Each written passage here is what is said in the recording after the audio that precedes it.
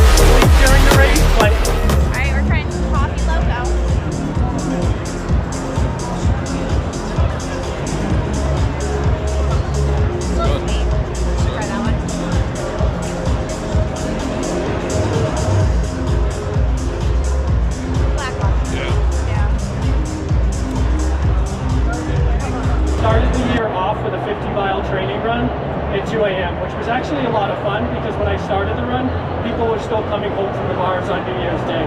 It's really awesome to say that I had somebody running with me for the entire 50 miles. I had one friend that started at 2 a.m., another one that jumped in around 4 a.m. I met the group shown here around 6:30, 7 a.m. and finished the run somewhere between 10 and 11 a.m. in the morning. Shown here just a handful of key training runs I had where I got my friends and family in order to... Rare for me to get to a place in a race where it's like, this is pointless, I'm not enjoying it, I would prefer to quit. So I think I would default back to kind of what I said earlier about like, you know, have something that's beyond performance that you're there for, right? Like, if you're only there to finish on the podium and you find yourself in 15th place late in the race and you're not going to finish on the podium, you have to have another reason to keep going, right? And I think it looks different for everybody, but maybe there's common themes about it. I use that example of wanting to finish with my son at Hard Rock.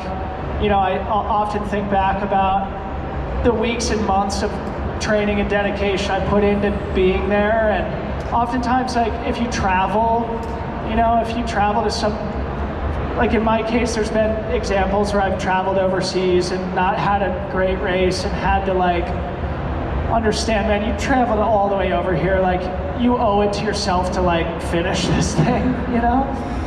So I think there's just things like that, is like being there for something more than just the best case scenario that might play out in your mind, because it's so rare that happens. Like, it's so rare that you have the day, you know?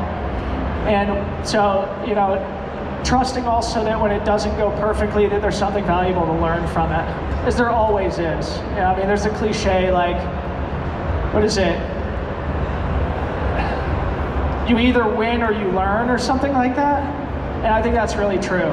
Like, it's when it goes perfectly, like there's been examples where I've had a couple in a row where I'm just like, oh, like I figured it out. I'll never lose again. And then as soon as you feel that and you lose the humility and like the beginner's mindset, the universe will come and show you you're a beginner. And so, I don't know, a few pieces of advice there.